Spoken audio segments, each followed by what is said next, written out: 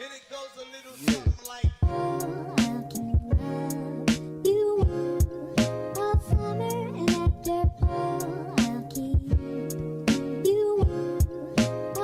Welcome back, everybody. Today I'm here with Lanny Dillon. He graduated from Arlington High School in 1961. So we're just going to start out with football questions, leading into life questions, and then overall conclusion, like my previous two videos. So first segment, football questions. So Lanny, first question, what offense did Arlington run back in your day? Well, back in the day, we ran a fairly simple straight T offense. If anybody can remember how Woody Hayes' 3 yards in a cloud of dust offense was, ours was quite similar.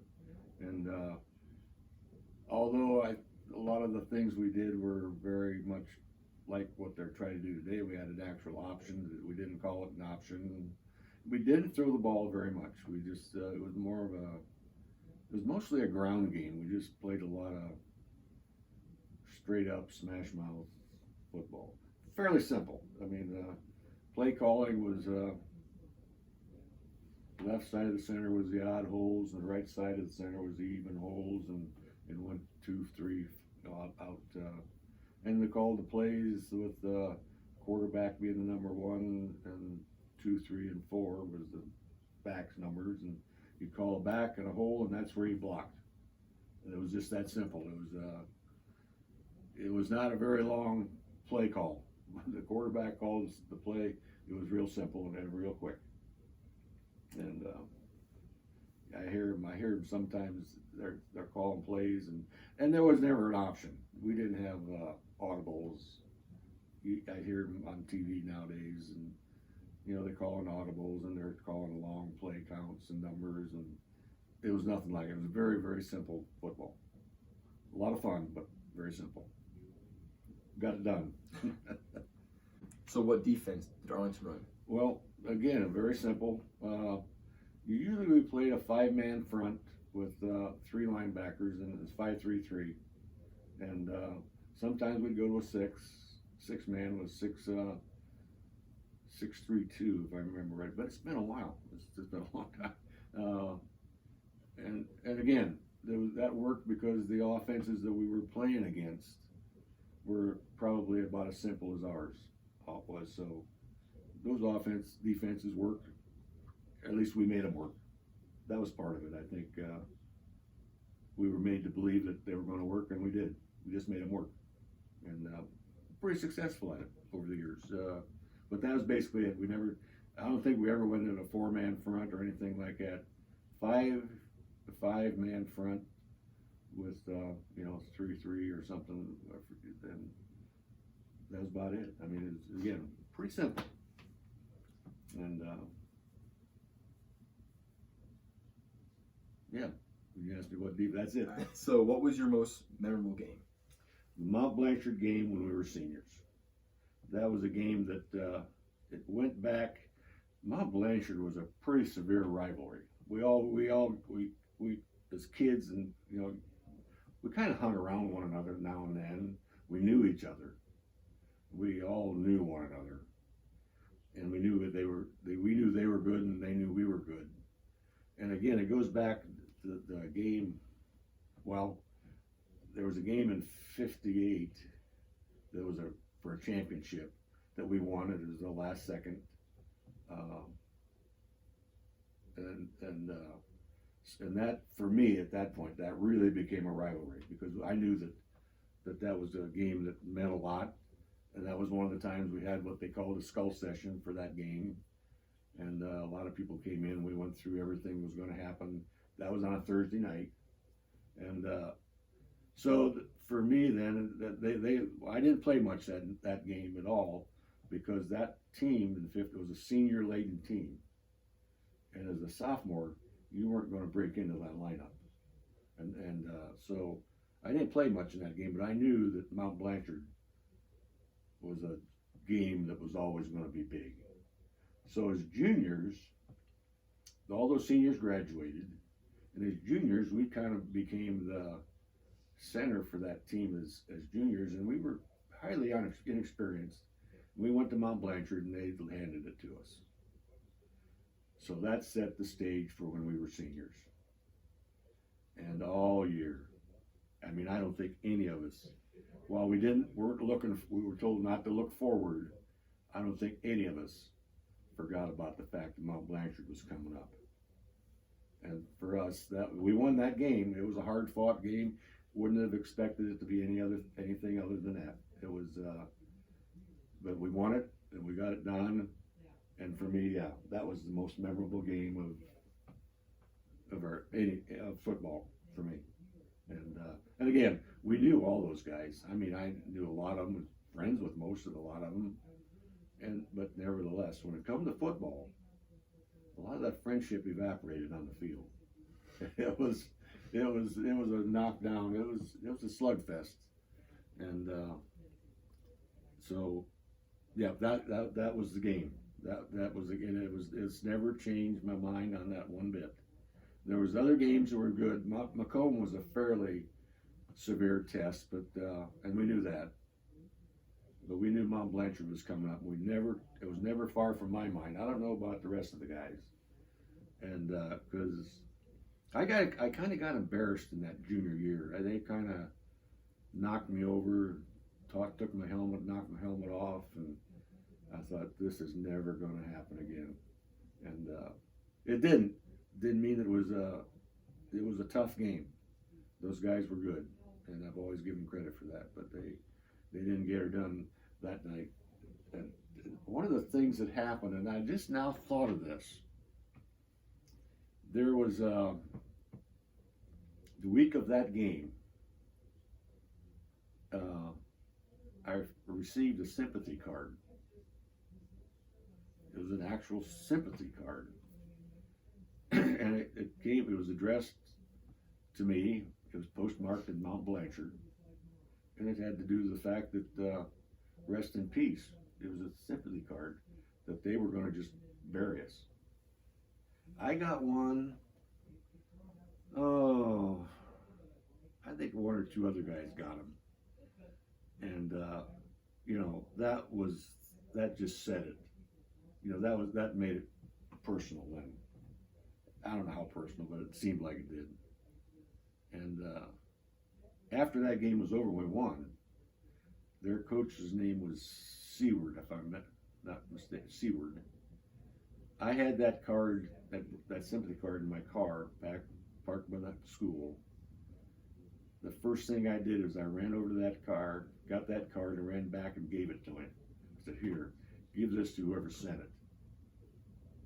And he looked at me like, "What's this?" And I didn't care. I turned and ran away. I went back, and come to find out, some of our best friends sent those to us. And it was I guess an inspiration. I don't know what word I want to use, but it did really up the ante, so to speak. And I found out later that, it wasn't too much later, that good friends of mine that actually sent mine to me. I don't know. I forget who else they may have sent them to, but I know I got one. And was that post game you found out? Like after the game? After the game, yeah. Okay. Yeah. Oh, yeah. No, they didn't tell you before the game. They wanted you to believe that somebody in Mount Blanchard was, and I never give a thought to the fact that, why would they do that? Why would they do that if they knew that it was going to create uplift your emotions, for the game like that? But I never thought about that. All I knew was that this game was not going to be lost. And it was a hard fought game. It could have went either way. I can't remember exactly all the details, but I think we won by, well, I know that, I don't know, I guess the score's in there in the annual, but that's the game. That's the one. If you ask which one, that's it. So like when you go to football games today, do you like look forward to like the Riverdale game or not really? Well, yeah, I think because I left Arlington School District in '73, so I wasn't around there for a whole lot. But I was there for some of the games after it became Riverdale, and there was still a lot of Mount Blanchard emotions. But and they had some really good football teams over there in Arlington. They had some pretty good ones for a number of years. But then it's sort of the whole Mount Blanchard, that sort of rivalry sort of faded because it didn't exist anymore. Well, to be fair, I know Coach McGrain, when we played Riverdale my sophomore and junior year, that was like a big deal. Not junior year, just sophomore and senior year, sorry. That was a big deal. Oh, was it? Yeah, it was. Okay. See, it's because I haven't lived up in the school district since '73. And I kind of lost forgotten a lot about a lot of those, what's happened on a weekly and daily and yearly basis there, because I lived in Hard Northern School District. Oh, okay. And so, but yeah, that's good to know, because like I say, that maybe that hasn't died. Maybe that's still alive. That's good, because I'll tell you what, those were fun. Those were fun times. They were just fun. It just at the time I thought it was life and death, best, most important thing in the world. And as you grow older, you get out and get away, and you realize it was just a game, and then you realize that, for me anyway, it was some of the best times of my life playing. Of course, a lot of that had to do that we were very successful. I mean, I think we lost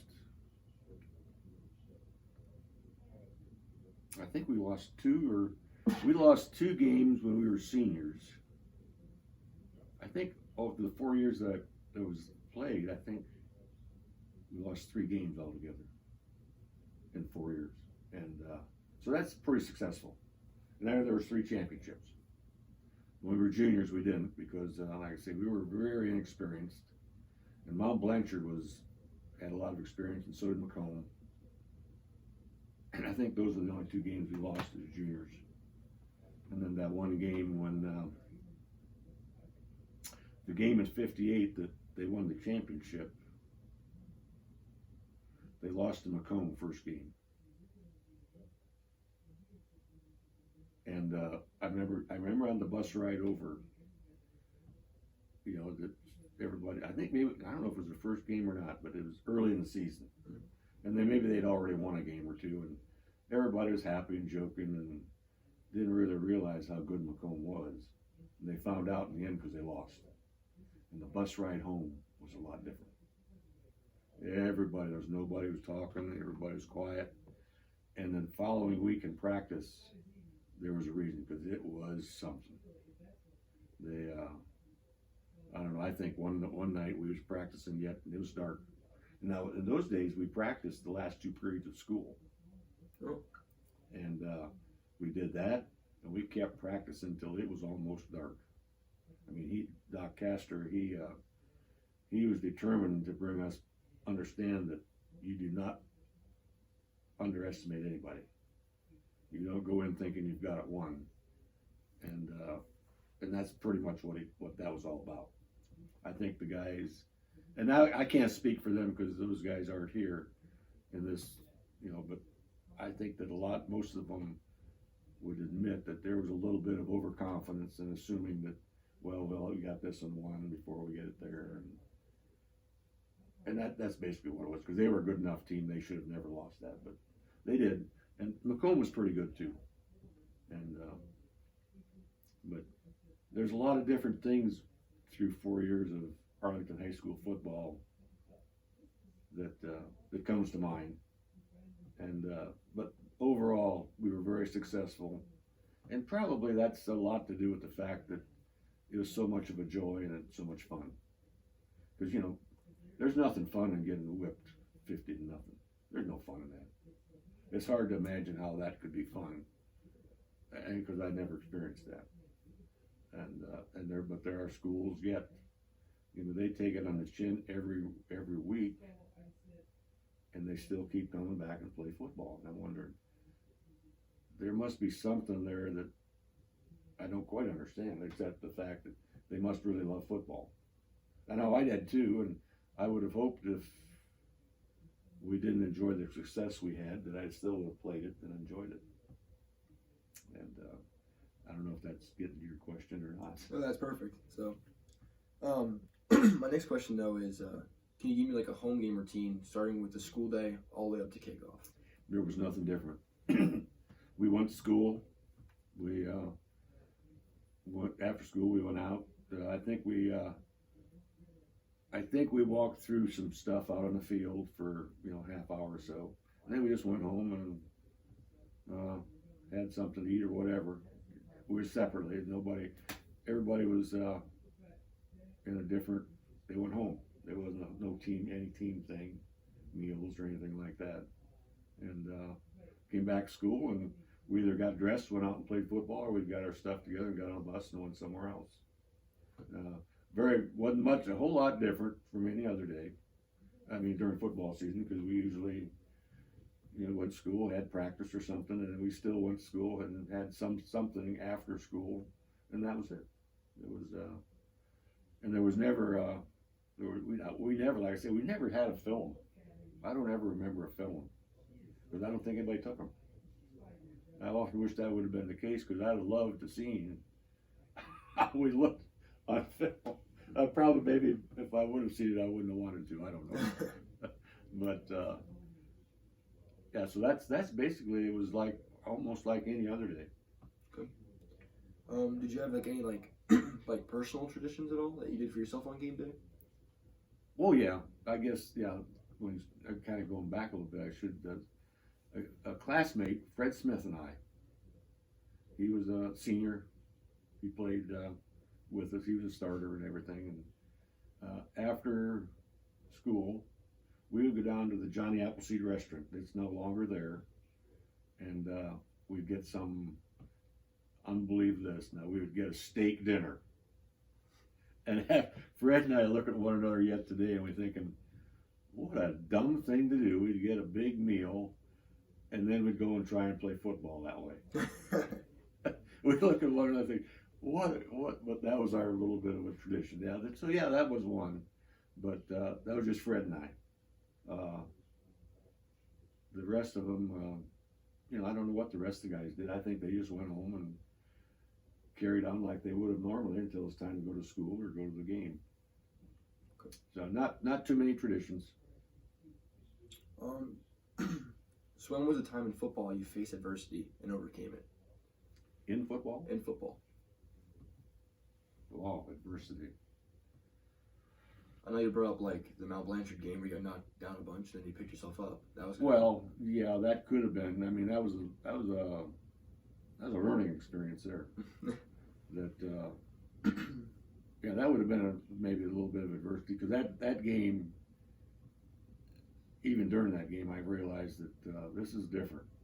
These guys mean business, and it only happened once during the game, but they rolled me over. And I thought, I can't let this happen anymore. And I didn't. Not that it wasn't close, because they were really good. And there was a few times where I guess I might have had a knee or an ankle, or I did get, one of the things that happened, and you may not know this, and probably most people have forgotten, but until we were juniors, we never played with face masks. We played without face masks, and you were able to get bloody noses pretty easy, and scrapes and chins and everything. And I actually got a tooth split. So, if that's adversity, I guess it is, but you just learn to play with it, and you keep on going. And one of the things you learn to do is you learn to tackle without, you turn your head, and you don't tackle quite the same. And I've told kids over the years that I said, they think they're tough. I said, you want to be tough, take that face mask off and play a game of football. You play it differently, because you see people put their face right in the middle of everything. You didn't do that then. If you did that for a whole game, you'd be black eyes, bloody noses, and in fact, my best friend, Dean Suter, was an offensive guard right beside me, and he was defensive end. He did that, but against Mount Blanchard when we were juniors, we played without face masks for a while that year. Come think of it, and he got his nose. He was in the hospital for a week. A guy from Mount Blanchard forearmed him and just smashed his nose all to pieces. And at that point, I think the pressure was on from the school or for Castor or somebody. You got to put face masks on those helmets. So did other teams have face masks and you guys didn't, or like? We didn't. But other teams did. Oh yeah, most everybody did. Wow, that's gotta be terrifying. Yeah, and well, we didn't know any different. We thought, well, we can do this because we had been doing it, and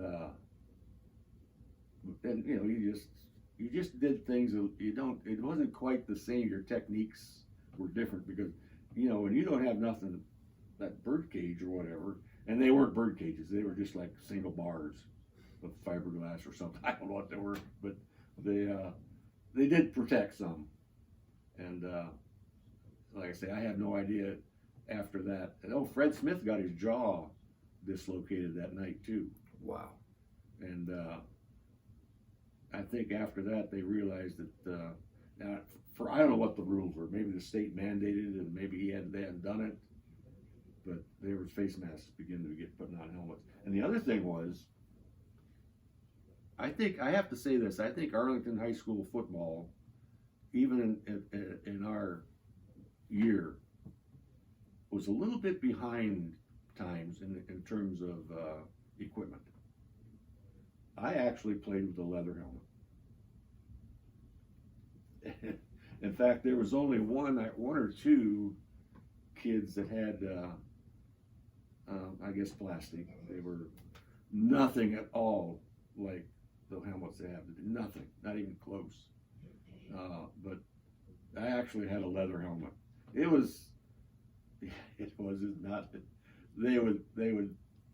They'd send people to prison today if they made kids play with those things. That's insane. Yeah, and then they actually they put these face masks on those leather helmets. Of course, the helmets were kind of flexible. They weren't, helmets are pretty, rigid today with a lot of stuff inside them. But there was some padding inside those things. It was, and like I say, nobody else played with them. We didn't play anybody that had those kind of helmets. And our uniforms were, I think everything was kind of outdated. I don't know why they just didn't spend money. The shoulder pads were older, and they just didn't put as much. I often wondered why that was that way, because they were making a lot of money off. Their games were always sold out, and but I was just a kid. I didn't know, and I still don't know, and it doesn't make any difference. But that was the case for us. We were. Our equipment was adequate, but it sure was not up to date. And so, I don't know, I kind of lost track there of what we was talking about. It's all good. I mean, I just want to get to know your overall thoughts and opinions. But even today, I still feel like Arlington's like quite old-fashioned, to be honest with you. Like, we still run the wishbone. Like, the wishbone's a very outdated offense compared to the run, shoot, and spread. It's outdated. And the wishbone was like a different variation, like the run game or the T formation or wing T. Yeah, so like it's just like Arlington's still doing very old-fashioned things. So. Well, you know what though? Here's the thing, and I watch football a lot. In fact, after we graduated, I got married in '67. I actually helped Ed Woodard and Jack Jolliffe and we coached the midget football teams up there and I was there. I helped for 2 or 3 years before I moved to up into Hardin Northern School District, and we were still using that same stuff, and ever since then, really, football is still a game of right or left, and there's just different variations of how you do that. We actually ran a thing called, in our day in the '60s, a formation called short punt, which was very similar, if not the same thing, as an old single wing, which was Red Grange and Newt Rockney type football. And they still do that.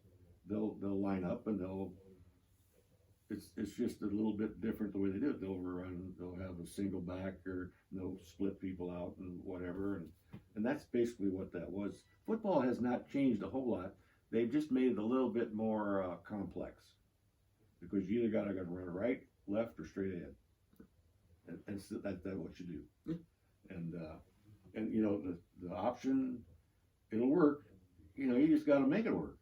Defenses got smart about it, but so what you got to do is, it was pretty much, to me anyway, the option, the wishbone, it was a directional, either right or left.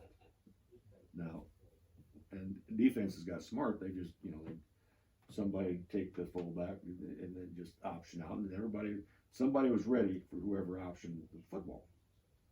And the secret to beating that defense is you got to have a little misdirection.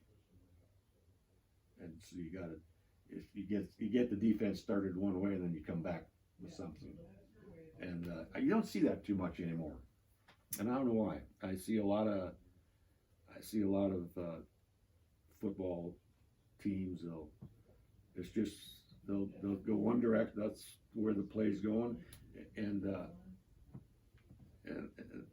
our quarterback would reverse pivot and hand the ball off the other direction, and we'd have crossbuck, what they call a crossbuck, where he'd fake a play going to the right and give it back to another one of the other backs going the other direction. It's called misdirection. And you'd have the defense would have to, if they bit too much on that fake, man, you got a lot of yardage going the other way. And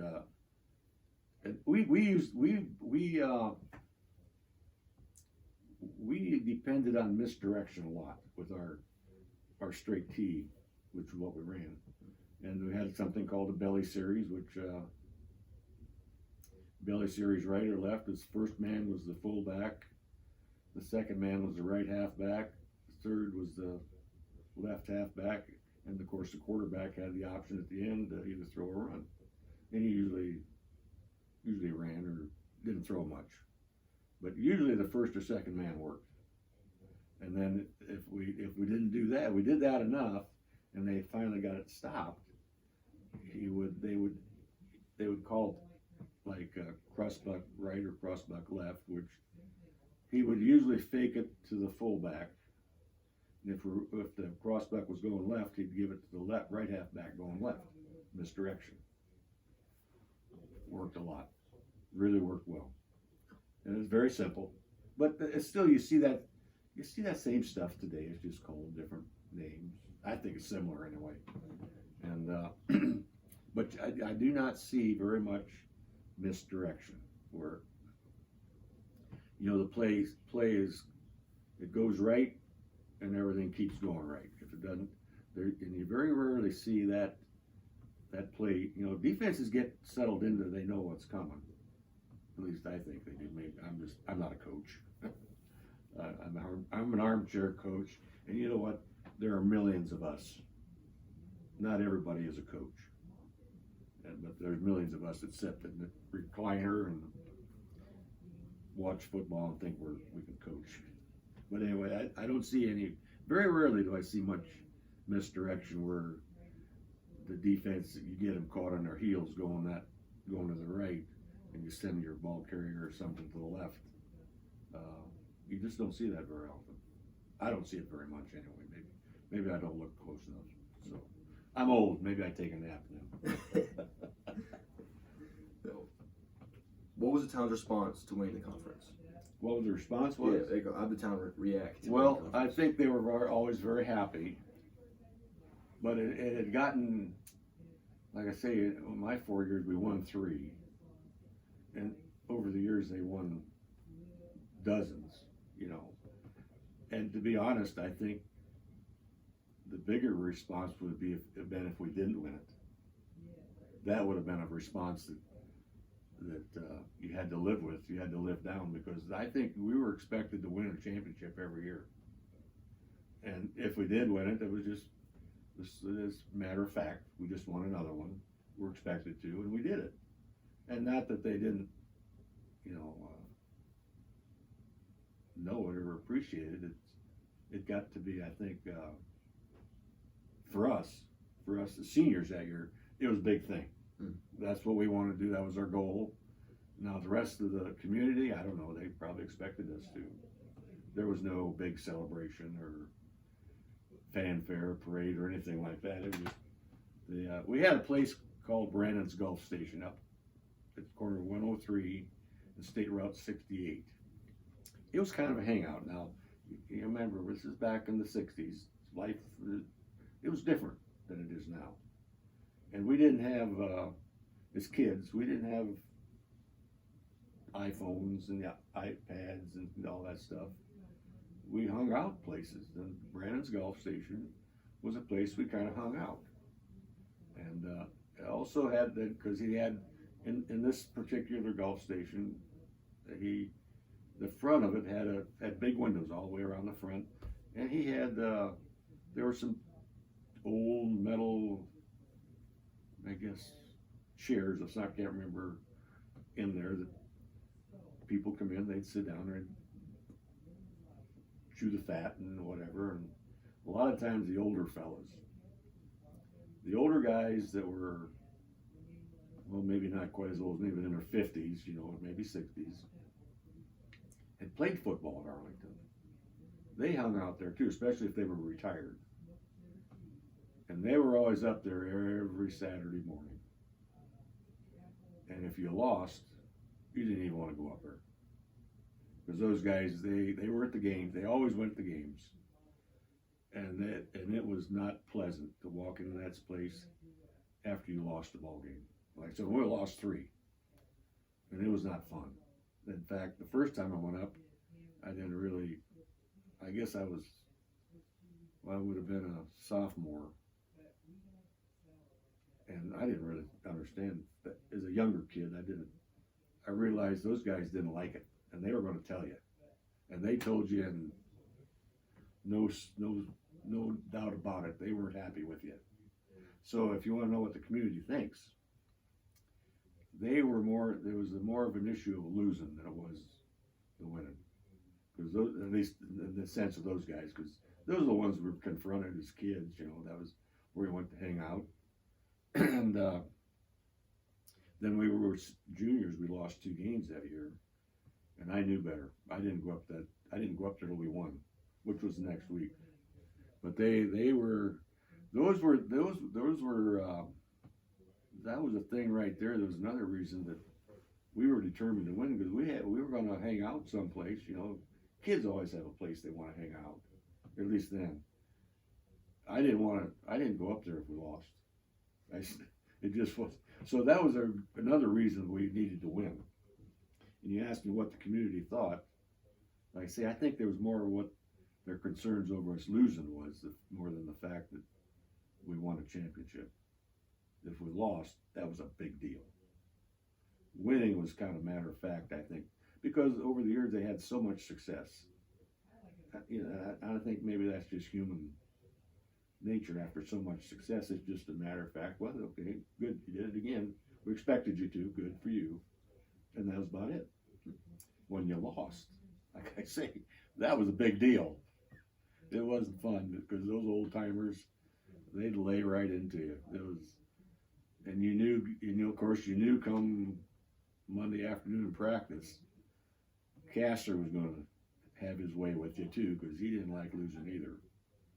And so it was not a good week whenever we lost. But winning the championship was good. Everybody liked it. But there was no applause, no fanfare that I can remember out of the ordinary. It was congratulations. You were noted for it. I mean, but it was, like I say, the bigger issue was when you lost. That was noteworthy. So yeah, I don't know if that answers that question or not. Definitely answers the question. So then what was your individual victory from winning the conference? Individual victory, what did you get out of winning the conference with your team? Well, I think what did I get? I guess in a sense of a real accomplishment, because I guess we were expected to. So we had some. I had felt that we accomplished a lot. I think as a I don't know so much as a conference championship. I think that my accomplishments was, I think I left my print on everybody I played against. And as a champion, I think that was something to me that when I played the game personally, I felt, and I still feel this way, every game is a series of individual, every play is a series of individual competition. You know, maybe this guy, wherever you had a job to do and you had to succeed at it. And I felt that the best thing that I could do was know that whoever I played against would talk about me the next morning. And you always do. Everybody, you always talk about the person that you left, that you played about the night before. I always thought about them, and I'm pretty sure they did too. And what I wanted everybody to think about me was that I was a good football player, and that I didn't leave anything go. I mean, I didn't. And there was plenty of guys that I thought about them on the next morning. And I thought, boy, those guys were worthless. And maybe that's cruel and hard-hearted, but that's what I thought. And I didn't want anybody to ever think that about me. And so as individual accomplishments, that would be mine. And I think I left everybody feeling that I was a pretty good football player. And I think I did that. I think I accomplished that. I don't know if that's what you was asking. Yeah, absolutely. And so as far as any, like, it was more of the me and the guy I played against or opposite on Friday nights. That was where I felt I wanted to succeed the most. Was that I wanted him to always remember me and to think about me on Saturday morning or maybe the rest of his life. That guy was pretty good. And that's what I wanted to do, and I think I accomplished that. Because I know everybody, at least I can't believe you would play that game and on Friday night and get up on Saturday morning and not think about those guys you just got through playing against. I know I did. And I gotta believe everybody does. And what they think about me, I was always sure of one thing. What they thought about me had to do with the way I played. If I played bad, they were not going to think much about me. And I just wanted to make sure that when they thought about me, they thought about me in a good way. So that would be the accomplishment that I thought was the biggest for me. And that started from the very first time, I guess from the time I started as a junior. Who was like a notable player that you played with? And this person could be like an absolute stud or someone that you think that deserves recognition and never got it, like an underdog. Well, I think probably, you got several different positions and types of players. Daryl Jameson was a junior. He was pretty accomplished, pretty athletic. He went on. He played at Bluffton, and I think he even tried out with the Browns, but he never really got that far. It's pretty hard to do that from a small school like Arlington at the time, anyway. And of course, Dave Davis. He was a 4-year starter. He played. I think he played defense as a freshman, I believe. So he just loved football.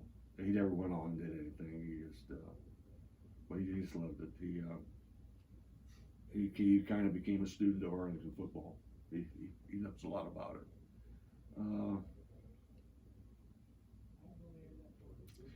I don't know. I guess we didn't really have too many what you would call all-stars. I mean, we were pretty good, I guess, as the team. A lot of us made our all-conference thing, and some all-district some stuff like that. So those two guys, and there was a guy, young classmate, as a matter of fact. He's no longer with it. He passed away. Frank Challa. He was a guy that he was there 4 years. he was determined to play football 4 years. He never started. He was always a second teamer, and he would get beat up and in practice, and he never quit.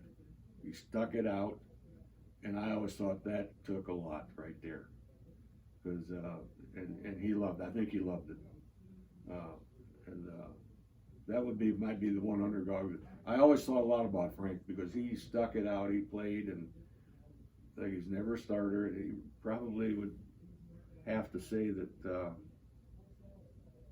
he may never have been good enough to be a starter, but he felt he needed to play football, and he did.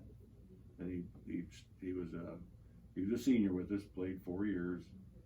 There was times when we were younger, like especially against that team in '58, when we were all, for the most part, second stringers. We were the practice squad, you might say. And Frank would have to line up against a man by the name of Larry Oman, a very tough kid, hard-nosed, strong, and a guard, a lineman. And they'd go through they'd run a play, a practice play, and Owen would take Frank down, and Frank would get up, the old leather helmets. I mean, he'd almost be looking out the ear hole. He'd just get up and he'd go back and he'd do it again. Yeah, there would be an underdog right there. He deserved a lot of notice, and then never got it that I know of. Just because he was, excuse me, a second stringer, but he just kept right at it, was going to be a part of it, and he was. Yeah, so that might be the underdog guy there, but them other two guys were pretty good.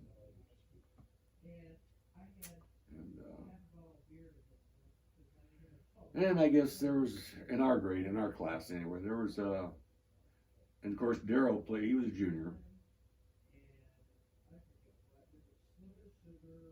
Let's see. That's about it. I mean, I don't really remember having anybody that I would really consider all-star stud, so to speak. Mm-hmm. Yeah. So when you played your last snap and the clock hit 0, what was going through your head? I said, this is it. There's no more. It was kind of sad. Because I'll be honest with you, I think those 4 years of high school football there were probably some of the best times of my life. Most enjoyable. And I think it's because we're from a small school, small town. We all knew each other. And we developed a closeness. And we achieved a lot. You know, we were very successful. And that has a lot to do with it. Success and failure in football has a lot to do with your enjoyment. I think I would have enjoyed it anyway, even if we hadn't been successful, but that has a lot to do with it. But yeah, that one, last snap, I thought, man, this is it. I'm going to take these things off and not putting them on for practice or game. This is it. No more. And I guess other than that, I thought, this is different. I hadn't really thought about it. And I guess I went on from that pretty quickly, but it was a sudden, I guess, awareness that, oh man, this is over. There's no more. There's no coming back to fall practice again, you know, going through the dust and the dirt and everything, and it's done. Yeah, and that's about it. I mean, I don't think I cried or wept or felt real sad, but I knew that it was over. Like I say, one of the best times of my life. Maybe a lot of people think that's a little silly that, you know, my birth of my children was very good, very better. But yet, football in high school was one of the more enjoyable times of my life, and it was over. And I guess that there wasn't any weeping or crying or anything like that, but It was the sudden awareness that it hit me. So, I guess accepted. Okay. Well, so like just two quick questions I thought of. Did you keep anything from high school? Like, do you have your helmet? Do you have your jersey? Do you have your cleats? Or did You know what? I have my champ jacket. It's still hanging up in the closet. It doesn't even come close to fitting, but it's still up there. You know, I thought about bringing that, and I didn't. Mm. You know, we didn't get jackets, school jackets, unless we won a championship. So for me, and you had to be a starter. You couldn't just be on the team. You had to be a starter. You had to be a letter runner in order to get, or a senior, in order to get a jacket. And I don't know why that was just the way it was. I guess that was a incentive to play well, to win. But so, and everybody had a different jacket. Everything was, you know, I guess I see today everybody seems like the school jackets are all the same, and they just, you know, sew letters of different accomplishments and patches? Yeah, but in those days, if you weren't getting a school, they called them letter jackets, football jackets, and you didn't get one unless you won a championship. So that was different than it is today. I forget what your question was now. Well, it was just that, and then my second question was, what advice would you give to like a freshman football player at Arlington? Today? Yeah, today. Got advice to him today. If you were sitting on the couch and you just asked you. Well, you know what? I think as a freshman, if you're not aware of it, football at Arlington has a really, really long tradition, and it's a very pretty impressive tradition. If you go back, I don't know how the school was there. I don't know when it was actually started, but you can go back 60, maybe 70 years. That's sit down and do the math of tradition at Arlington High School. Now the traditions that we had when I think that tradition kind of broke a little bit for a few years. They really weren't, football had kind of lost some of that, I thought. And of course I wasn't living there at the time, but Joe Metzger maintained it when he was a coach there. Their tradition was pretty solid yet. But I think after that, they kind of had some down years. And I don't know if people really, the kids, youngsters really realize that when they play football at Arlington High School, they're part of a really long and impressive tradition.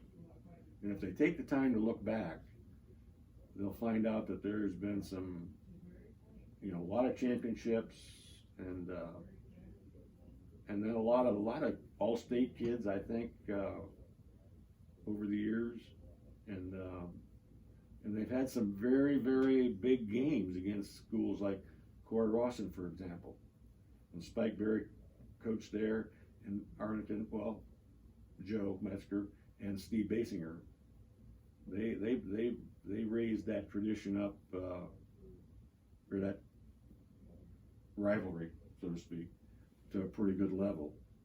And so that is part of the tradition there, that if a youngster is starting at Arlington High School football, if they want to maintain that tradition, they've got a pretty good job ahead of them. But they've got to know what that tradition is. They got to look back at it and see that there's a lot of people watching them and wondering what they're going to do, they're going to wonder what they're going to get talked about at the Gulf Station the next day. But the kids don't have that this day and age. They don't have that. Well, if I want to go hang out with the guys, we got to win. Or those old timers up there, they're going to run us through the washer. And so yeah, but there's a lot of tradition there. Youngsters starting football there should probably look into that a little bit. There's a pretty good tradition to uphold from over the years. Like I say, I don't know who coaches there now. I've lost track of a lot of it. the last guy that I really knew was Joe Metzger. I knew him, and I knew Steve Basinger, and those guys, they understood it. They tried their best to maintain those old traditions. I think Joe won some championships, and Steve did, if I'm not mistaken. And I don't, after Joe Metzger, I don't know who all was coaching there. My son played against Joe Metzger's teams. And did your kids go to Hard Northern? he went to Hard Northern, yeah. And well, I can tell you some of the coaches are that I know the previous years was Dick Leonard, Douglas Oates. Yeah, I remember Doug Oates. I remember him playing in high school. And then we have, Or maybe it was Dan Oates. That'd been a brother, I think. well, now it's Josh McGrain. He was my head coach. He's been there for the last couple of years. He was an assistant under Dick Leonard. He's a great coach. I think he's trying to withhold the standard and everything. So and traditions. Like I say, you asked me what advice. I say, listen, as a youngster, as a freshman, you need to understand that you're heading into a system that has a really, really long and pretty impressive tradition. You need to understand that because you got a lot to uphold.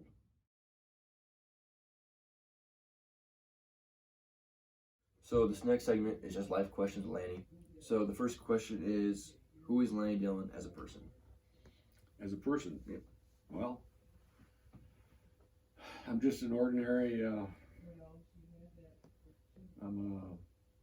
grew up, I didn't finish any kind of secondary education. I worked at Cooper Tire for most of my life, career. I'm retired now. I was married, I had 2 children, a very, very good marriage, and 2 great kids, which is pretty much what I ever expected to get out of life as far as that.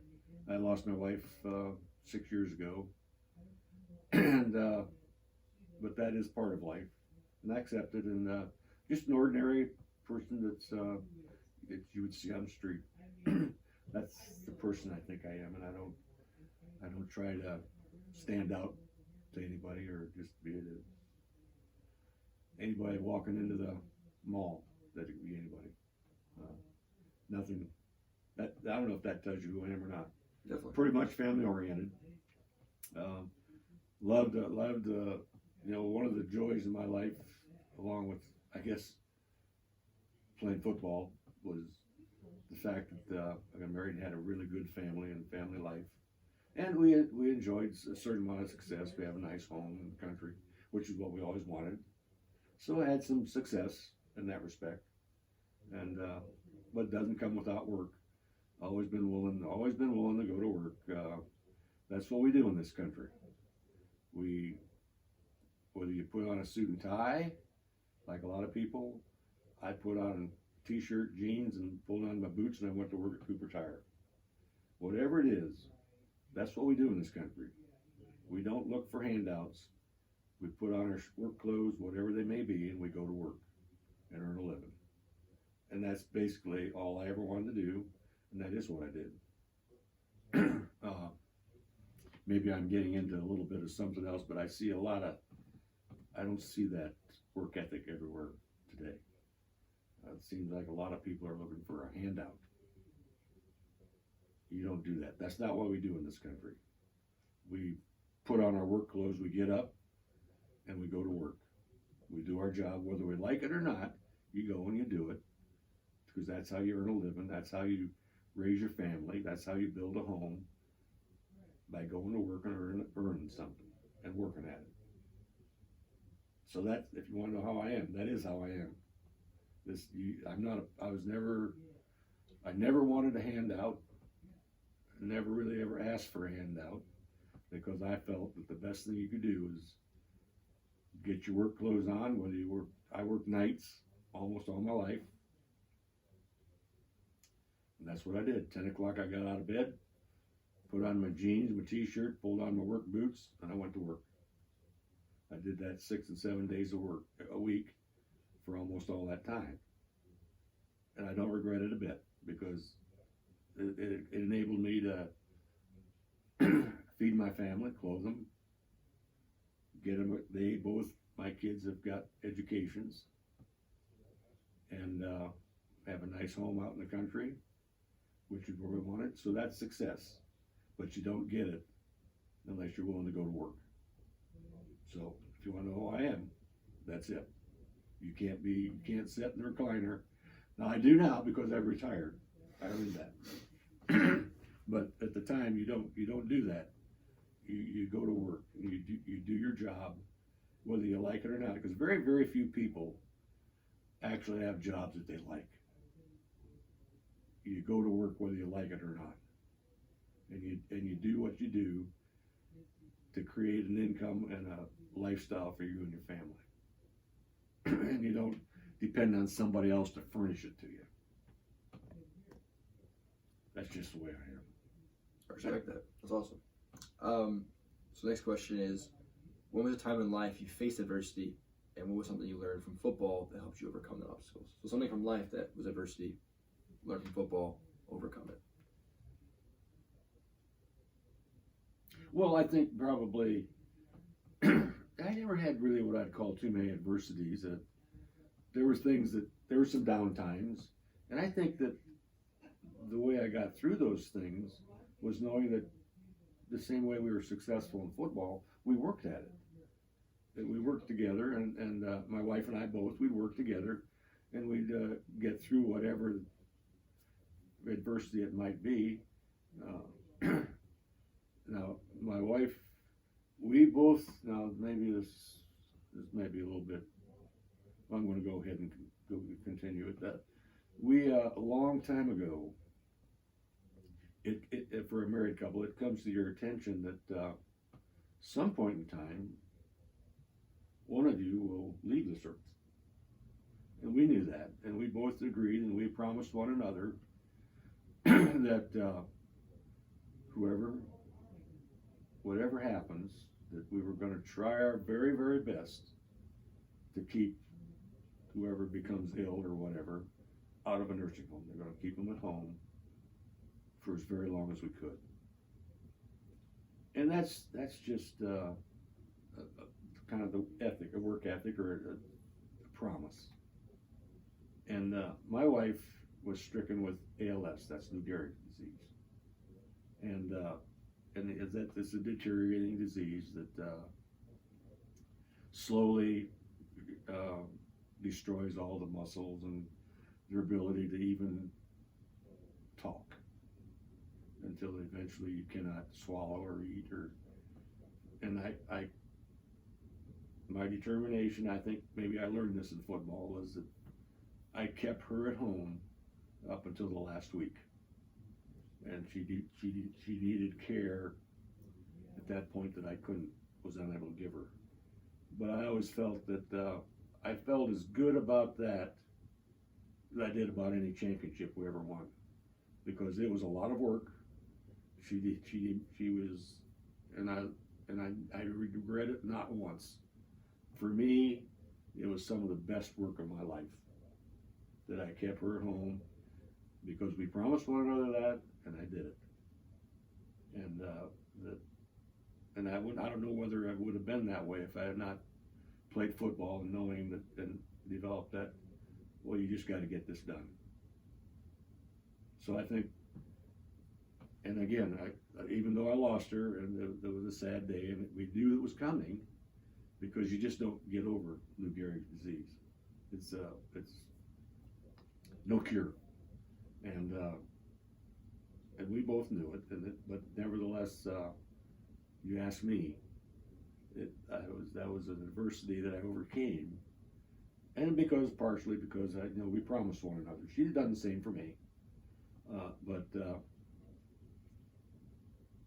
so that because of football, I think that determination and just work at it, knowing it was going to get it done in no way, somehow. And I had some help come into the house on occasion, but so yeah, I kind of learned that I made that promise, and I knew that I was going to keep it. And she did too, but the unfortunate part was that I had to keep the promise instead of her. And but I learned that. I think football had a lot to do with that determination, that ability, and that desire to overcome, because that's an adversity. when your spouse, when you have a spouse that gets something like whatever, cancer, whatever, you know that you're going to have a lot of. It's not going to be the same life you always had, and I knew that. But yeah, I think maybe the fact that we played football together, played with a team effort, a lot of work together. Yeah, I think that had a lot to do with the fact that I played football and gave me my ability to overcome that one. And we at the end, it wasn't. I did. I mean, we lost her. We knew that was going to happen, but we lost the game on our terms, pretty much, in that respect. So, yeah, I don't know if that answers it or not. It definitely does. Yeah. So just the final life question: what does football tell you about life? Oh, that you got to work. Gotta work. You just got to go to work. I mean, that's what you don't. You're not successful in football. It's just a game. It is a game. And never forget, football is a game, but it can teach you a lot about life. It teaches you that, you work with other people.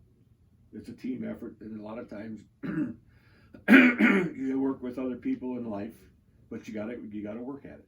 It's a work thing, and it taught me how to work. It taught me that work was, you just gotta go to work, do whatever it is.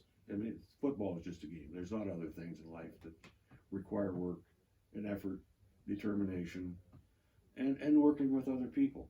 It's team efforts and different things. So I'd say that's what football taught me. So just overall conclusion. I mean, you kind of already answered this, but if you take away one thing from playing football for Arlington High School, what would it be? What did I take away from it? Just one thing. If you take away one thing from Arlington football. Well, I think I may have ended this, that I think that for me it was some of the best times of my life. Maybe not the best, because like I said, I had kids and stuff, but yeah, I think it was an absolute joy. And I can't say it's anything other than that. It taught me some life things too. I think we just discussed that, but yeah, I think football for me at Arlington High School was some of the best times, some of the very best times of my life. And it was just a game. But I think it did teach me a lot about some of the life lessons too. It got me ready. And I wouldn't say that it created a millionaire success story, but I believe I've been successful in life. And success comes in different ways. You don't have to be a millionaire or Bill Gates or anybody like that to be successful. And so I think, I don't know if that gets to it or not, but it was some of the best times of my life. And actually, I think high school at Arlington, just going to school with classmates, we were all still very close. Not just the football players, but the classmates. We meet and we enjoy one another. We're losing them. We're getting old, and we're losing them one by one. It's not as big a class reunion as it used to be, but I think we were a very tight-knit class. Small school. We only had 36 kids in our class. That's how much I had in my class. Is that right? Yeah. Mm-hmm. So, so small class. We all pretty well knew one another. I mean, nobody was a complete stranger. Not everybody was, best of friends, but we all knew one another and acknowledged each other's presence. And so, yeah, not only football, just being in the Arlington High School at the time was one of the more, it was very enjoyable. My high school years were very, very good. I think I know kids that they look at you like, what? But they came from a school with 700 kids in their class or something. And it's just not the same. And so I think I had a lot to do. But yeah, the whole thing at Arlington High School, not only just football, just the school itself was a very, very joyful time in my life. So, hope that answers that. All right. Well, thank you for your time, Lanny. I really appreciate it. You're very welcome, Caleb. I'm glad to meet you. I hope this works out well. Thank you.